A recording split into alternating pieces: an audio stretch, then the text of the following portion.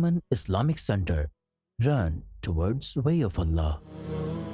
الحمد لله وحده والصلاة والسلام على من لا نبي بعده أما بعد فأعوذ بالله من الشيطان الرجيم بسم الله الرحمن الرحيم قال الله تبارك وتعالى في الكلام المجيد والفرقان الحميد إن الله وملائكته يصلون على النبي يا أيها الذين آمنوا صلوا عليه وسلموا تسليما اللهم صل على سيدنا ونبينا ومولانا محمد صلاة وسلام عليك يا سيدي يا رسول الله وعلى آلك وأصحابك يا حبیب اللہ۔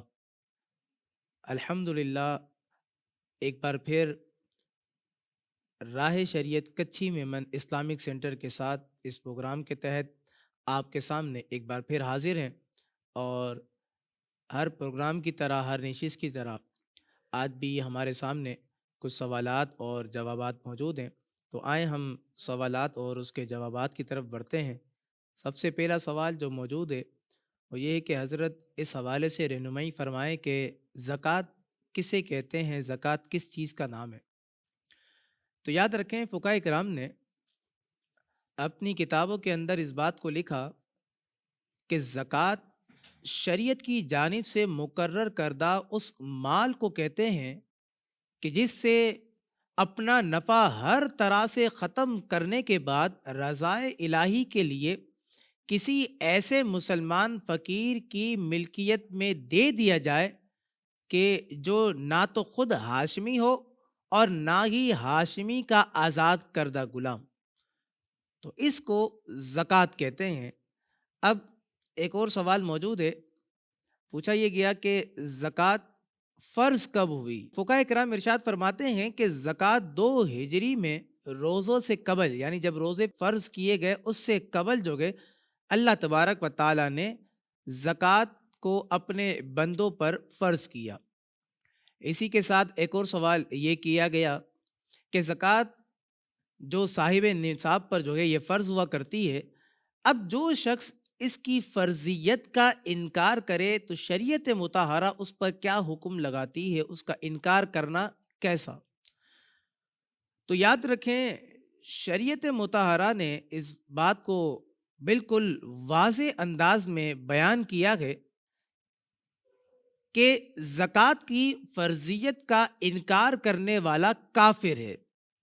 یعنی زکوٰۃ کی فرضیت کا اگر کوئی شخص انکار کرتا ہے، نعوذ باللہ ثم نعوذ باللہ، تو ایسے شخص کا تعلق پھر اسلام سے نہیں ہے، ایسا شخص پھر دائرہ اسلام سے خارج ہو جاتا ہے، چونکہ زکوٰۃ یہ فرض ہے نا، اور اس کی فرضیت قرآن مجید فرقان حمید سے جو ہے یہ ثابت ہے۔ لہٰذا اب اگر کوئی شخص اس کی فرضیت کا انکار کرتا ہے تو پھر ایسا شخص دائرہ اسلام سے خارج ہو جائے گا، ایسا شخص کافر ہے۔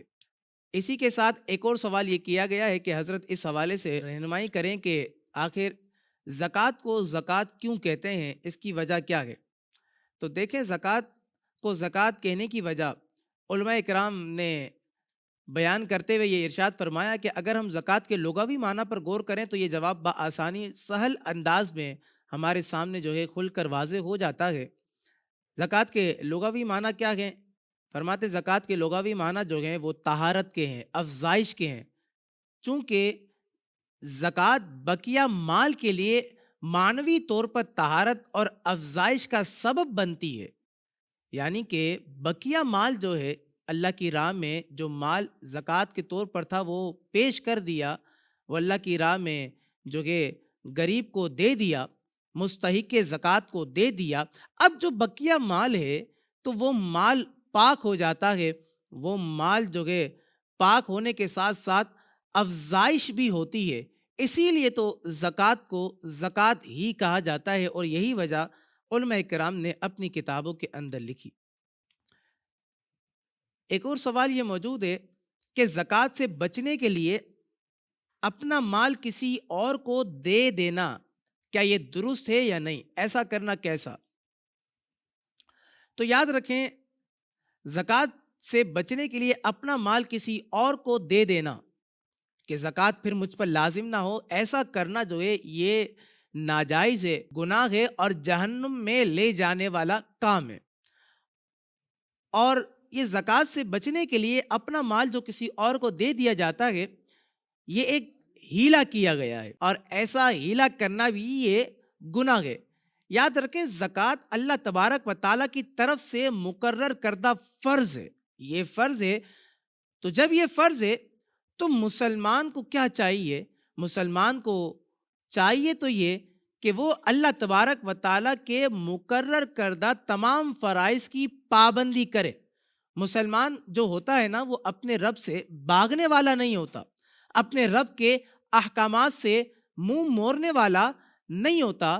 مسلمان اپنے رب کے احکامات کو پسے پشت ڈالنے والا نہیں ہوتا، بلکہ مسلمان تو وہ ہوتا ہے جو رب کے تمام احکام کو دل و جان سے قبول کرتا ہے۔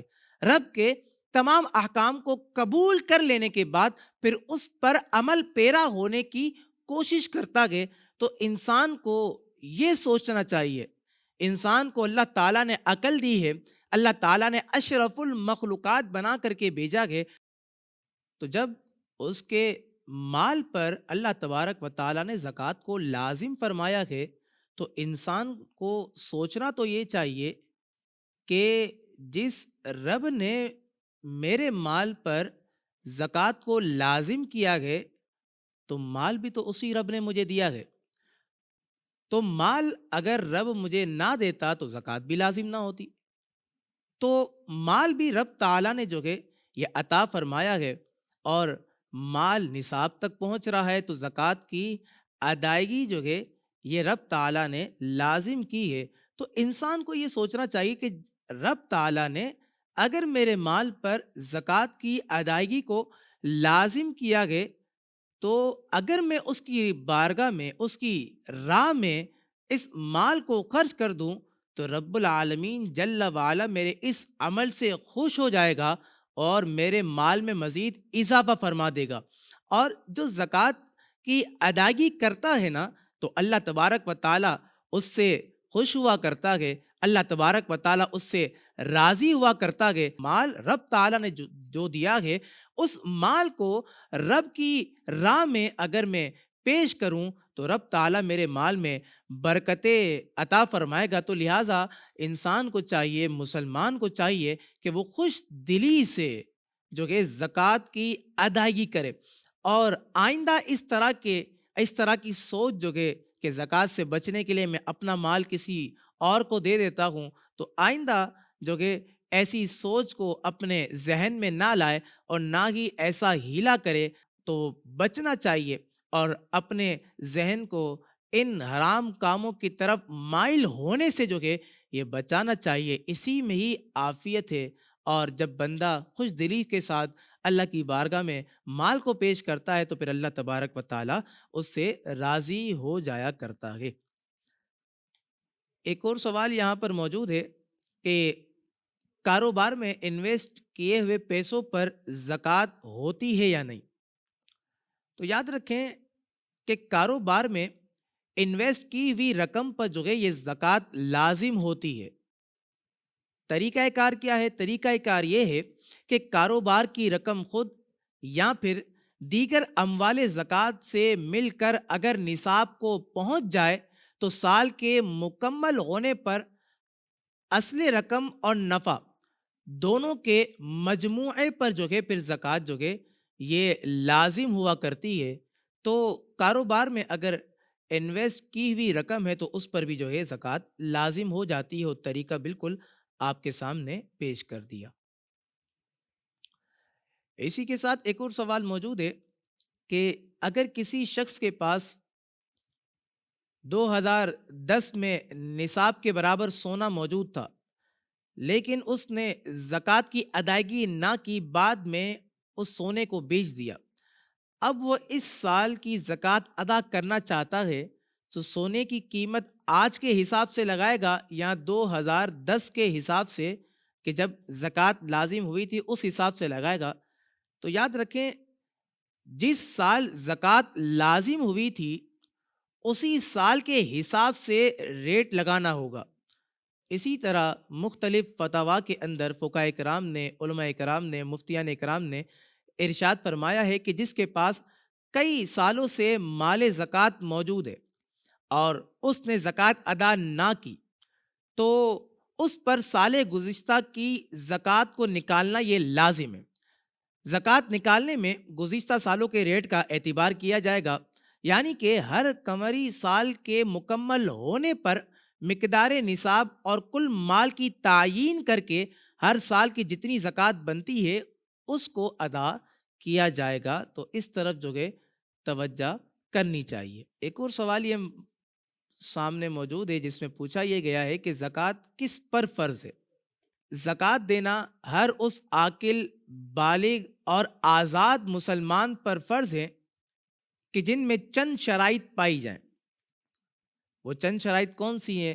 وہ چند شرائط یہ ہے کہ نصاب کا مالک ہو۔ اب نصاب کا مالک ہو، اس سے مراد کیا ہے؟ تو فقہاء کرام ارشاد فرماتے ہیں اس سے مراد یہ ہے کہ اس شخص کے پاس 7.5 تولہ سونا یا 52.5 تولہ چاندی یا پھر اتنی مالیت کی رقم یا پھر اتنی مالیت کا مال تجارت اس شخص کے پاس موجود ہو، تو مالک نصاب جو ہے یہ نصاب کا مالک ہونا چاہیے۔ دوسری شرط کون سی ہے جسے فقہاء کرام نے بیان کیا ہے؟ وہ یہ ہے کہ نصاب جو اس کے پاس موجود ہے وہ نصاب نامی ہو۔ اب اس سے مراد کیا ہے؟ تو فقہاء کرام نے ارشاد یہ فرمایا ہے کہ اس سے مراد یہ ہے کہ بھرنے والا مال، نصاب نامی یعنی کہ بھرنے والا مال۔ اب وہ مال جو بڑھتا ہے اس کی دو صورتیں ہیں، یا تو حقیقتاً بڑھے گا یا تو حکماً بڑھے گا۔ حقیقتاً بڑھتا ہے تو اس کی 3 صورتیں ہیں، وہ کس طرح بڑھتا ہے؟ تو فقہاء کرام نے صورتوں کو بیان کرتے ہوئے اس بات کو لکھا کہ حقیقتاً جو مال بڑھتا ہے اس کی پہلی صورت یہ ہے کہ یہ بڑھنا تجارت کے ذریعے سے ہوگا۔ دوسری صورت یہ ہے کہ افزائش نسل کے ذریعے سے ہوگا، یعنی جانوروں کو جنگل میں چھوڑ دینے سے جو کہ مال میں جو کہ اضافہ ہوگا۔ اور تیسری صورت جو فقہاء کرام نے لکھی وہ یہ ہے کہ وہ مال خلقی یعنی کہ پیدائشی طور پر نامی ہو، جیسا کہ سونا ہو گیا، جیسا کہ چاندی ہو گئی۔ تو سب سے پہلی بات تھی کہ نصاب کا مالک ہو، اور دوسری بات یہ تھی کہ نصاب اس کا نامی ہو، اور تیسری بات یہ ہے کہ نصاب جو اس کے پاس موجود ہے وہ اس کے قبضے میں بھی ہو، اور چوتھی بات جو ہے وہ یہ ہے کہ نصاب اس کی حاجت اصلیہ سے فارغ ہو۔ ضروریات زندگی کے لیے جو چیزیں ضروری اور اہم ہوتی ہیں اس کے علاوہ جو ہے وہ نصاب ہو۔ حاجت اصلیہ سے مراد کیا ہے؟ تو فقہاء کرام نے اس بات کو لکھا، حاجت اصلیہ سے مراد وہ چیزیں ہیں کہ جن کی عموماً انسان کو ضرورت جو ہے یہ زندگی گزارنے کے لیے ہوا کرتی ہے، اور ان کے بغیر گزر اوقات جو کہ شدید مشکل ہو جاتا ہے، تنگی اور دشواری جو کہ محسوس ہوتی ہے۔ مثال کے طور پر رہنے کا گھر یہ بندے کی حاجت اصلیہ ہے، اسی طرح پہننے کے لیے کپڑے یہ حاجت اصلیہ ہے، اسی طرح سواری ہو گئی یہ حاجت اصلیہ ہے، علم دین سے متعلق کتابیں یہ بھی حاجت اصلیہ ہے، اسی طرح پیشے سے متعلق اوزار یہ بھی حاجت اصلیہ ہے۔ تو نصاب اس کے قبضے میں بھی ہو اور نصاب اس کی حاجت اصلیہ یعنی کہ ضروریات زندگی سے زائد ہونا چاہیے، اور اسی کے ساتھ جو نصاب ہے وہ دین سے فارغ ہو، یعنی قرض نہ ہو۔ تو اب یہ جتنی بھی باتیں بیان کی گئی، یعنی کہ پہلی بات ہم نے آپ کے سامنے یہ بتائی تھی کہ نصاب کا مالک ہو، دوسری بات یہ بتائی کہ نصاب نامی ہو، تیسری بات یہ بتائی نصاب اس کے قبضے میں بھی ہو، چوتھی بات یہ بتائی کہ نصاب اس کی حاجت اصلیہ یعنی کہ ضرورت زندگی سے زائد ہو، اور پانچویں بات یہ بتائی کہ نصاب دین سے فارغ ہو۔ اب جو اس کے پاس نصاب ہے اس نصاب پر 1 سال بھی گزر جائے، یعنی کہ 1 سال جب گزر جائے گا تو ان تمام شرائط کو مد نظر رکھتے ہوئے، ان شرائط کی موجودگی میں جو کہ ہر عاقل، بالغ، آزاد مسلمان پر زکوٰۃ کی ادائیگی جو ہے یہ فرض ہے، لازم ہو جاتی ہے۔ اب جب آپ کے سامنے یہ بات پیش کی نا کہ نصاب پر جو کہ 1 سال کا عرصہ مکمل ہو جائے، 1 سال گزر جائے، تو سالوں کے متعلق بھی چند اہم باتیں ہیں، اسے بھی سمجھ لینا چاہیے۔ ضمناً اس سوال کے پیش نظر آپ کے سامنے پیش کرتا ہوں۔ یاد رکھیں کہ سال گزرنے پر نا اکثر عوام سوال کرتی ہے کہ شمسی سال مراد لیا جائے گا یا قمری سال مراد لیا جائے گا یا پھر کیا ہوگا؟ تو دیکھیں اعلیٰ حضرت امام اہل سنت نے فتاوی رضویہ میں اس بات کو لکھا، سال گزارنے میں اعتبار قمری یعنی کہ چاند کے مہینوں کا اعتبار کیا جائے گا۔ اس کے علاوہ مزید اعلیٰ حضرت نے لکھا، فرمایا کہ شمسی سال کا اعتبار کرنا سال کے مکمل ہونے کے لیے یہ تو حرام ہے، تو اس بات کی طرف بھی توجہ ہونی چاہیے۔ اب سوال مزید تو یہ بھی پیدا ہوتا ہے کہ سال کب جو ہے یہ مکمل ہوگا، زکوٰۃ کے لیے سال یہ کب مکمل ہوگا؟ تو ضمناً آپ اس بات کو بھی سمجھیں، فقہاء کرام نے اس بات کو لکھا کہ جس تاریخ اور وقت میں، دونوں باتیں، جس تاریخ اور وقت میں آدمی صاحب نصاب ہوا، جب تک نصاب رہے وہی تاریخ وہی وقت جب آئے گا تو کہتے ہیں کہ اسی منٹ کا اعتبار کیا جائے گا کہ اس وقت ہی اس کے نصاب پر سال کا عرصہ یہ مکمل ہو چکا ہے۔ تو جتنی بھی شرائط آپ کے سامنے پیش کی ہیں، ان تمام شرائط کی موجودگی میں جب یہ تمام شرائط پائی جائیں تو زکوٰۃ دینا ہر عاقل بالغ مسلمان آزاد شخص کے لیے جو ہے یہ فرض ہو جاتا ہے۔ اسی کے ساتھ ایک اور سوال یہاں پر موجود ہے، پوچھا یہ گیا کہ ماں پر زکوٰۃ واجب ہو تو کیا بیٹا اپنے مال سے اپنی والدہ کی زکوٰۃ نکال سکتا ہے؟ اور کیا بیٹے کے اپنی ماں کی طرف سے زکوٰۃ نکالنے سے ماں کی زکوٰۃ ادا ہو جائے گی یا نہیں؟ اور بیٹے نے اگر ایسا عمل کیا کہ اپنی والدہ کی زکوٰۃ اپنے پیسوں سے نکالی ہے تو کیا اس پر ماں کو بھی ثواب ملے گا یا صرف بیٹے کو ثواب ملے گا؟ تو دیکھیں، بیٹا اگر اپنے مال سے اپنی والدہ کی طرف سے زکوٰۃ نکالنا چاہے تو والدہ کی اجازت سے زکوٰۃ نکال سکتا ہے، اور اس سے یعنی ایسا کرنے سے، اجازت سے اگر اپنے مال سے بیٹا نکال رہا ہے تو اگر ایسا کیا گیا ہے تو والدہ محترمہ کی زکوٰۃ جو ہے یہ ادا ہو جائے گی، لیکن ماں کی اجازت کے بغیر ماں کی طرف سے زکوٰۃ کو ادا کرنا یہ اختیار نہیں ہے، یہ جو کہ اس کے بچے کے اختیار میں نہیں ہے، اس کے بیٹے کے اختیار میں نہیں ہے۔ تو اگر بغیر اجازت کے جو کہ وہ زکوٰۃ والدہ کی طرف سے ادا کر بھی دیتا ہے تو فقہاء کرام ارشاد فرماتے ہیں کہ والدہ محترمہ کی طرف سے زکوٰۃ ادا نہیں ہوگی۔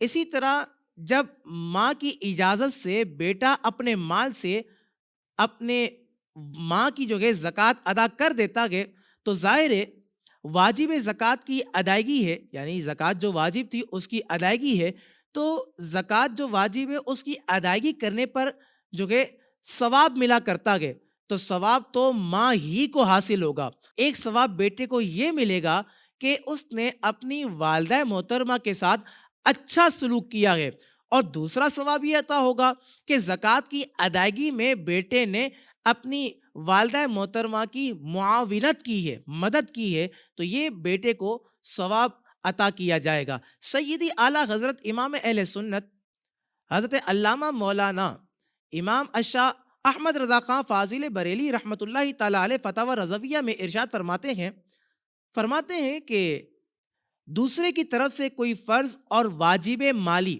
ادا کرنے کے لیے اس کی اجازت کی حاجت ہے۔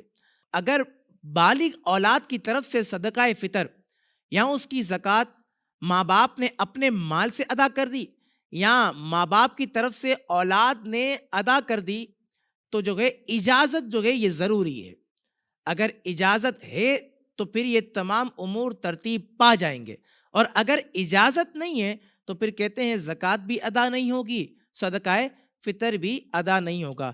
تو جو بیٹا اپنے مال سے اپنی والدہ محترمہ کی زکوٰۃ کو ادا کرنا چاہتا ہے تو پھر اجازت کی یہ حاجت ضروری ہے اور اہم ہے، اور اگر اجازت نہیں پھر بھی بیٹے نے ادا کر دی تو پھر واجب کی ادائیگی نہیں ہوگی۔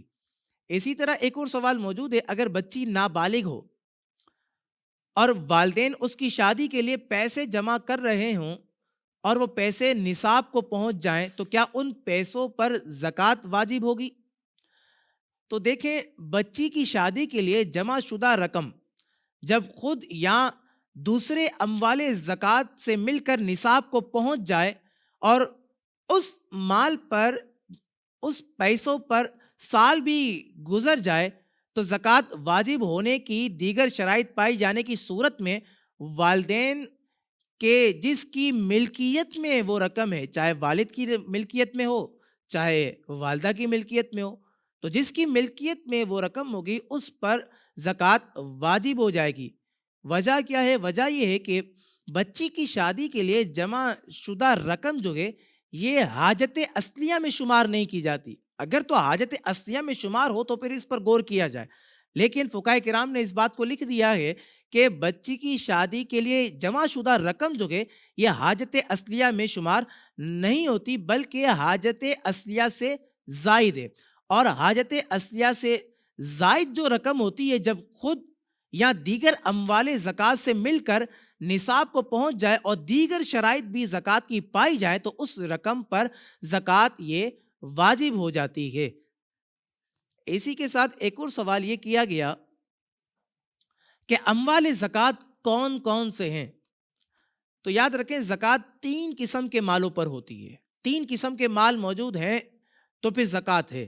وہ 3 قسم کے مال کون سے ہیں؟ سونا چاندی اور کرنسی نوٹ جو ہوتے ہیں وہ بھی سونے چاندی کے حکم میں۔ دوسرا مال کون سا ہے؟ فقہاء کرام فرماتے ہیں مال تجارت۔ اسی طرح تیسری چیز کہتے ہیں سائمہ جانور۔ اب سائمہ جانور کیا ہوتے ہیں؟ فقہاء کرام نے لکھا ہے اس بات کو، بلکہ صدر الشریعہ ال ریما نے بحر شریعت میں اس بات کو لکھا۔ آپ فرماتے ہیں سائمہ وہ جانور ہیں جو سال کے اکثر حصوں میں چڑھ کر گزارا کرتے ہیں اور اس سے مقصود صرف دودھ اور بچہ لینا ہوتا ہے یا جانور کا فروا کرنا ہوتا ہے۔ 3 مال جو ہیں یہ 3 مال ایسے ہیں جن کا شمار اموال زکوٰۃ میں کیا جاتا ہے۔ ایک اور سوال یہ موجود ہے کہ حضرت اس بات کے متعلق آپ رہنمائی کریں کہ آرٹیفیشل زیورات جو ہوتے ہیں کیا ان پر بھی زکوٰۃ کا حکم ہے؟ تو یاد رکھیں کہ آرٹیفیشل زیورات اگر تجارت کی غرض سے رکھے ہوں، یعنی بندے کا کاروبار ہے، تجارت کی غرض سے رکھے ہوں، تو ان پر دیگر شرائط کی موجودگی میں زکوٰۃ فرض ہوگی۔ البتہ اگر جو کہ آرٹیفیشل یہ زیورات تجارت کے لیے نہ ہو بلکہ استعمال کرنے کے لیے ہوں یا کسی اور مقصد کے لیے رکھے ہوئے ہوں تو پھر ان میں زکوٰۃ لازم نہیں ہوتی، اگرچہ ان کی مالیت بہت زیادہ ہی کیوں نہ ہو۔ اور آپ کے سامنے تو ابھی پچھلے سوال کا جواب ہی دیا کہ زکوٰۃ فقط 3 قسم کے مال پر ہوا کرتی ہے، سونا چاندی، کرنسی نوٹ اسی کے حکم میں ہے، مال تجارت اور سائمہ جانور۔ یہ تینوں جو ہیں اموال زکوٰۃ میں سے، ان تینوں کا شمار اموال زکوٰۃ میں سے کیا جاتا ہے۔ تو اگر آرٹیفیشل زیورات اگر تجارت کی غرض سے ہوں تو اس کا حکم اور ہے جو کہ پیش کیا، اگر تجارت کی غرض سے نہ ہو تو پھر ایسے آرٹیفیشل زیورات پر زکوٰۃ لازم نہیں ہوتی۔ اسی کے ساتھ آخری سوال جو ہمارے اس پروگرام کا ہے وہ یہ ہے کہ پوچھا یہ گیا کہ کیا پیسوں پر زکوٰۃ لازم ہونے کے لیے ان کا 7.5 تولہ سونے کی مالیت کے برابر ہونا ضروری ہے یا اس سے کم کی مالیت کی رقم پر بھی زکوٰۃ لازم ہو جائے گی؟ تو دیکھیں یاد رکھیں پیسوں پر زکوٰۃ لازم ہونے کے لیے ان کی مالیت 7.5 تولہ سونے کے برابر ہونا ضروری نہیں، بلکہ فی زمانہ پیسوں کا 52.5 تولہ چاندی کے قیمت کے برابر جو ہونا ہے یہ ضروری ہے۔ اگر کسی کے پاس مال اتنا موجود ہے، پیسے اتنے موجود ہیں کہ ان کی رقم 52.5 تولہ چاندی کی مقدار کے قدر کو پہنچتی ہے، اس کے برابر پہنچتی ہے، اور اگر اس قدر سے جو کہ پیسے موجود ہیں تو زکوٰۃ کی دیگر شرائط کی موجودگی میں ان پیسوں پر بھی زکوٰۃ لازم ہو جائے گی۔ یہ بڑے پیچیدہ مسئلے ہوتے ہیں، جتنے سوالات تھے آپ کے سامنے تفصیلی جوابات پیش کیے ہیں، لہٰذا رمضان المبارک کا یہ مہینہ ہے تو زکوٰۃ کی ادائیگی جو صاحب نصاب ہیں ان پر تو زکوٰۃ کی ادائیگی یہ لازم ہے، اور رمضان شریف کا مہینہ ہے کہ جس میں ایک نیکی کی جائے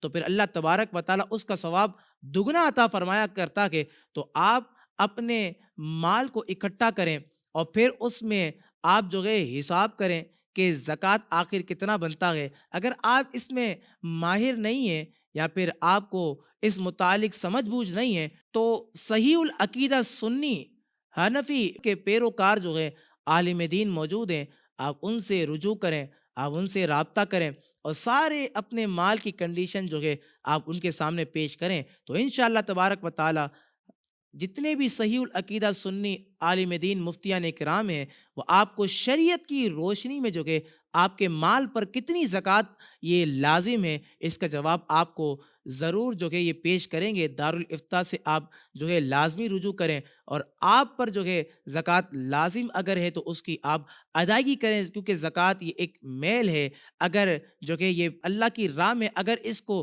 پیش کر دیا جاتا ہے تو پھر اللہ تبارک و تعالیٰ بقیہ مال میں جو کہ یہ برکت عطا فرما دیتا ہے۔ یہ تو قرآن میں اللہ تبارک و تعالیٰ نے اس کا وعدہ فرمایا ہے۔ تو آج کی اس نشست سے ہم اب آپ سے اجازت لیتے ہیں، انشاءاللہ تبارک و تعالیٰ پھر آئندہ نشست میں حاضر ہو کر مزید سوالات کے تفصیلی جوابات دیں گے۔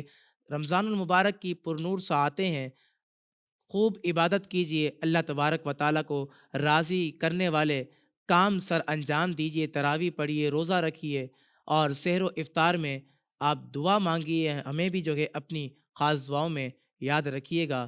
السلام علیکم ورحمۃ اللہ وبرکاتہ۔